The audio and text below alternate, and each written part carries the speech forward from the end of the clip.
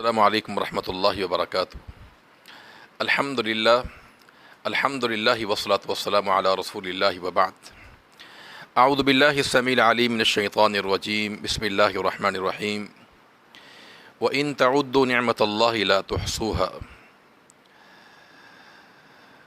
اللہ تعالیٰ نے انسان پر بے شمار احسانات اور اس کے بے شمار نعمتیں عطا فرمائی ہیں۔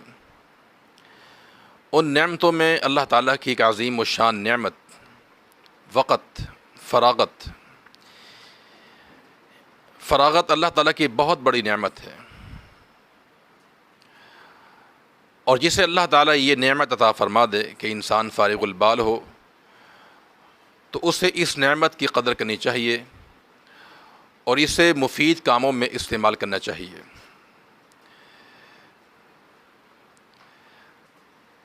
اگر ایک انسان نے اس نعمت کی ناقدری کی، اس کا صحیح استعمال نہ کیا، تو ایسا انسان بڑے خسارے میں ہے۔ رسول اللہ صلی اللہ علیہ وسلم نے اپنی امت کو اس خسارے سے متنبہ کیا ہے۔ چنانچہ آپ کا فرمان ہے کہ نعمتان مغبون فیہما کثیر من الناس، الصحۃ والفراغ۔ دو نعمتیں ایسی ہیں کہ جن کے بارے میں لوگ خسارے کا شکار ہیں،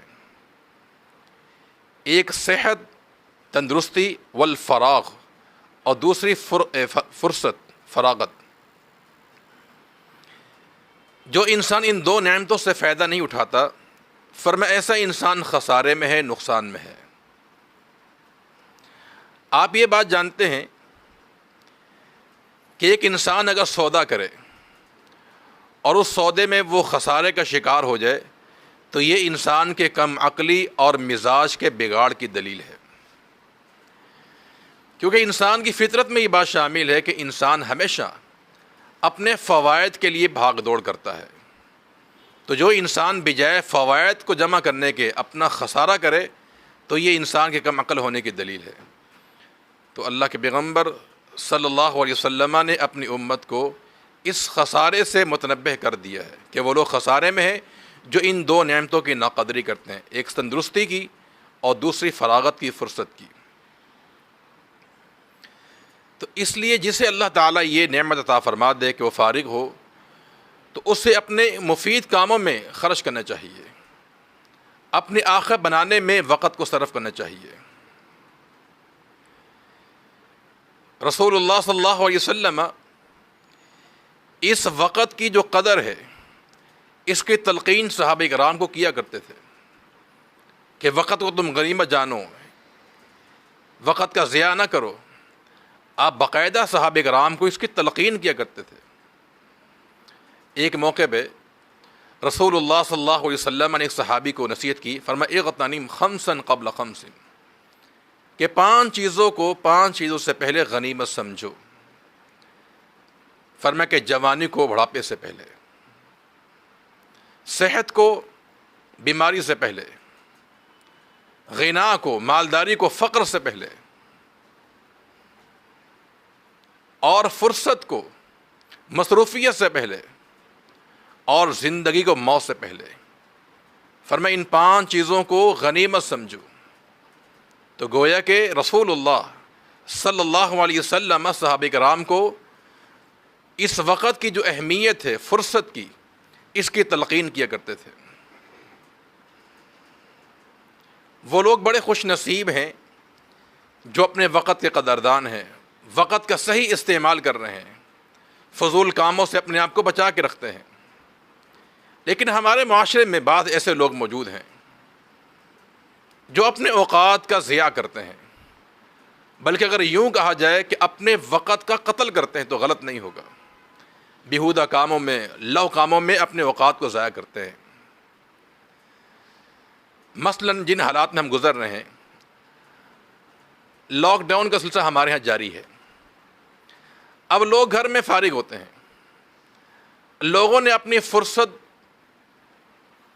سے فائدہ نہیں اٹھایا بلکہ ناجائز گیموں میں، کھیلوں میں مصروف ہو گئے۔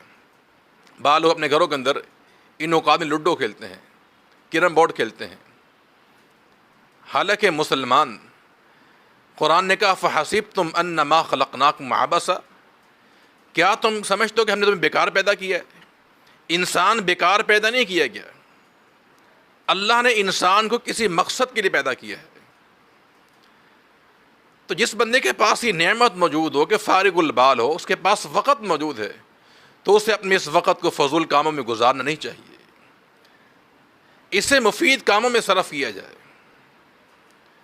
اب لوڈو کھیلنا یا کیرم بورڈ کھیلنا یا کسی اور کھیل میں مصروف ہونا صرف اس غرض سے کہ اپنا میں ٹائم پاس کر لوں، اور دیکھنے میں یہ آتا ہے کہ لوگ رمضان کے مقدس گھڑیوں میں کرکٹ کے عمل کرتے ہیں، جبکہ رسول اللہ صلی اللہ علیہ وسلم کا فرمان ہے کہ من لعب بالنرد، جو انسان نرد کا کھیل کھیلتا ہے، نرد کا معنی اہل علم نے کیا ہے کہ ہر وہ کھیل جو لکڑی پر کھیلا جائے، خواہ وہ لوڈو ہو، وہ شطرنج کا کھیل ہو، وہ سنوکر ہو یا کیرم بورڈ ہو، فرمایا کہ اس شخص نے غامس یدہ فی لحم خنزیر و دمہ، اس انسان نے گویا کہ اپنا ہاتھ خنزیر کے گوشت اور خون میں آلودہ کر لیا ہے۔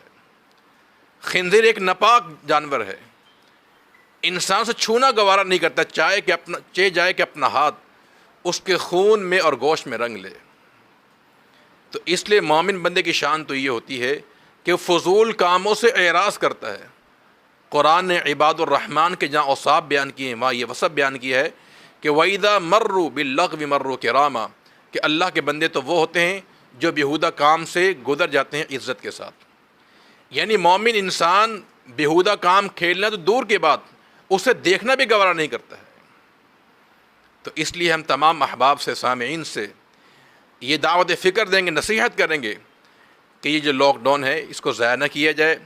اللہ نے یہ آپ کو نعمت دی ہے کہ وقت آپ کے پاس موجود ہے، رمضان کا مہینہ ہمارے پاس موجود ہے، تو اس رمضان کے مہینے کو صحیح گزارا جائے، قرآن کی تلاوت کی جائے، ذکر و اذکار کیا جائے، اپنے گھر والوں کی تربیت کی جائے۔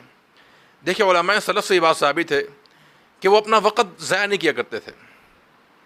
شیخ الاسلام ابن تیمیہ رحمۃ اللہ علیہ، جب انہیں پابند سلاسل کیا گیا، جیل میں بند کر دیا گیا، اب ان کے لیے وہ ایک لاک ڈاؤن تھا کہ جیل میں انہیں بند کر دیا گیا، لیکن قربان جائیے اس عظیم شخصیت پر کہ جنہوں نے کیا کہ اس جیل میں رہ کر کئی کتابیں لکھیں۔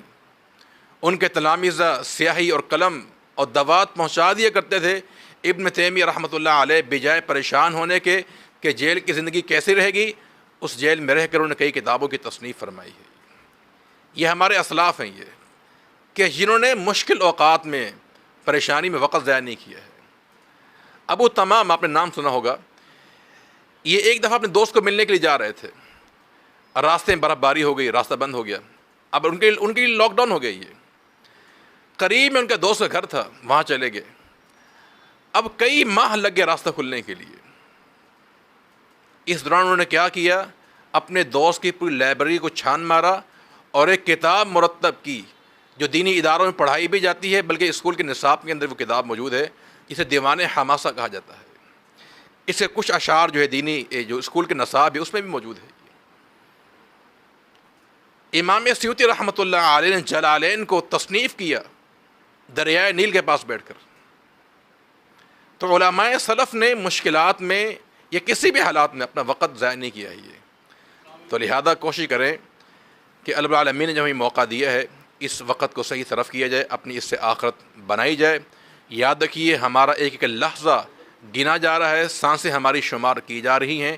انسان کی اصل زندگی ہی انسان کا وقت ہوا کرتا ہے۔ یہ تو ہماری سانسیں گنی جا رہی ہیں، ہمارا لحظہ گنا جا رہا ہے اور ہمارا ہر عمل لکھا جا رہا ہے۔ یہ آخری بات رسول اللہ صلی اللہ علیہ وسلم کا فرمان ہے کہ لا تزول قدم عبد حتی یسأل عن اربع، کل قیامت کے روز جب تک انسان 4 سوالوں کا جواب نہیں دے گا اس کا قدم بال برابر بھی آگے نہیں جا سکے گا۔ پہلا سوال عن عمرہ، انسان کی عمر کے بارے میں سوال ہوگا۔ دوسرا سوال عن شبابہ، جوانی کے بارے میں، اور ایک سوال عن علمہ، علم کے بارے میں سوال ہوگا کہ علم پڑھا، اس پر کتنا عمل کیا، اور 2 سوال مال کے بارے میں ہوں گے کہ مال کہاں سے کمایا، کہاں خرچ کیا۔ تو انسان کی جوانی اور انسان کے ایک لمحے کے بارے میں سوال کیا جائے گا۔ تو اللہ سے ہم دعا کریں کہ رب العالمین ہمیں اپنا یہ جو وقت ہے اسے صحیح جگہ صرف کرنے کی توفیق عطا فرما دے۔ آخرت بنانے کے اللہ ہمیں توفیق عطا فرما دے۔ وہ آخر دعوانا الحمدللہ رب العالمین۔